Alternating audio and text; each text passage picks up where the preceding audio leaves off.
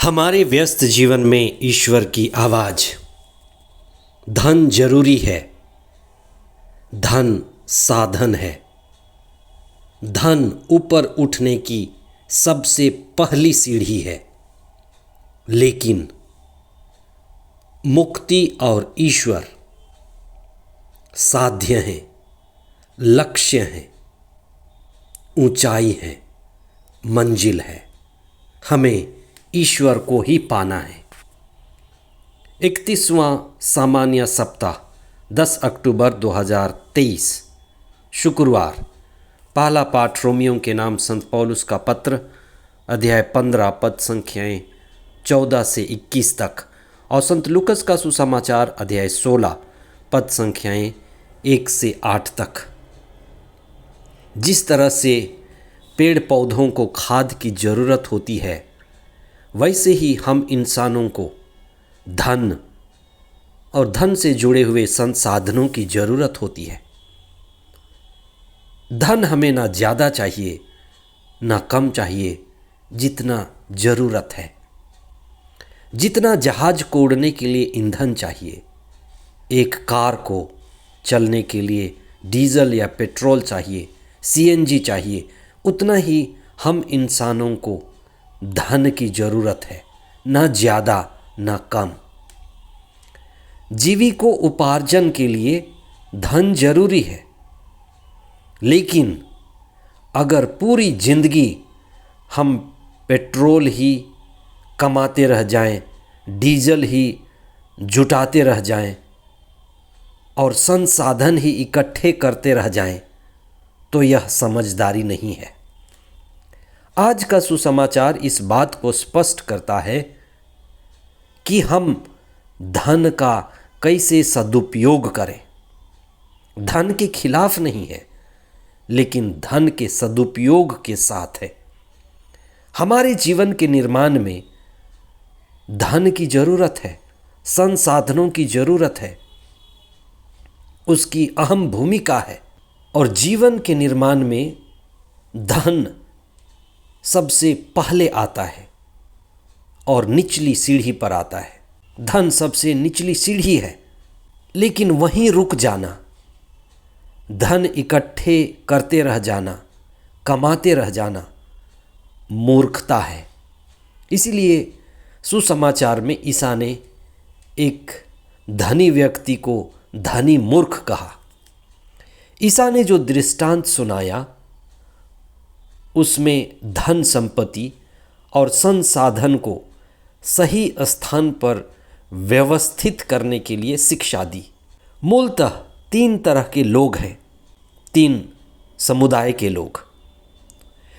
कुछ लोग वे लोग हैं जो बहुत कमाना चाहते हैं, पर धन कमा नहीं पाते।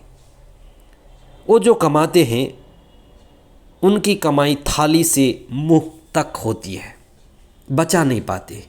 दूसरे तरह के वे लोग हैं जो बहुत कमा लेते हैं, बहुत धन इकट्ठा कर लेते हैं। धन कमाना उनका शौक बन जाता है।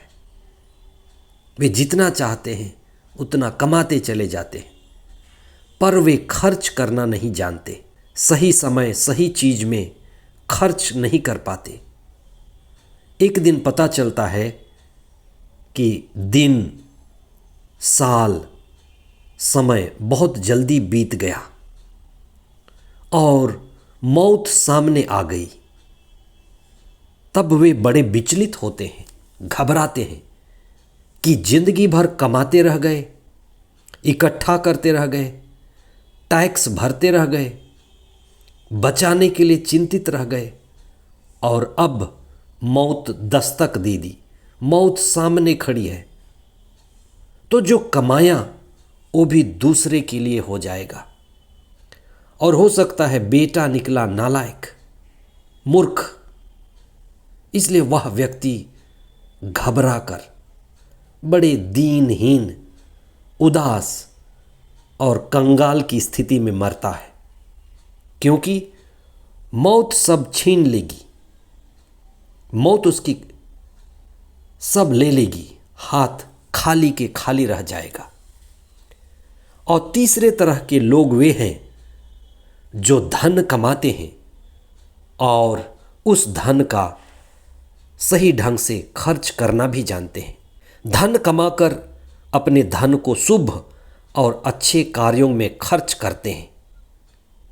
जितना जीवन चलाने के लिए चाहिए उसका सदुपयोग करते हैं, शिक्षा में सदुपयोग करते हैं, चेतना ऊंची उठने के लिए, आध्यात्मिकता के लिए, आध्यात्मिक सुख सुविधाओं के लिए भी खर्च करते हैं और एक निश्चित आवश्यकता की पूर्ति के बाद जो बच जाता है, ज़्यादा है, दूसरों की सेवा और मदद में लगा देते हैं।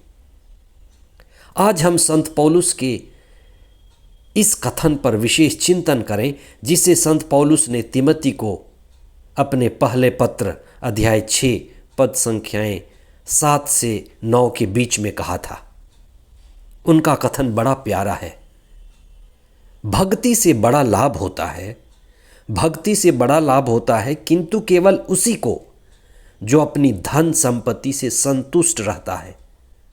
जो लोग धन बटोरना चाहते हैं वे प्रलोभन और फंदे में पड़ जाते हैं और ऐसी मूर्खतापूर्ण और हानिकारक वासनाओं के शिकार बनते हैं जो मनुष्य को पतन और विनाश के गर्त पर ढकेल देती है। तो धन की उपयोगिता सत्य की खोज के लिए हो, धन की उपयोगिता मुक्ति पाने के लिए हो, धन की उपयोगिता सत्य, लोग व समाज की सेवा के लिए हो।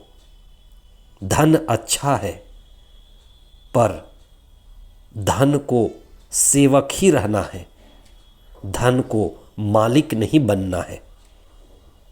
हम धन पर नियंत्रण रखें, उनका सदुपयोग करें, संसाधनों के द्वारा आध्यात्मिक उन्नति करें और मुक्ति को और ईश्वर को अपना लक्ष्य और उद्देश्य बनाएं। आमीन।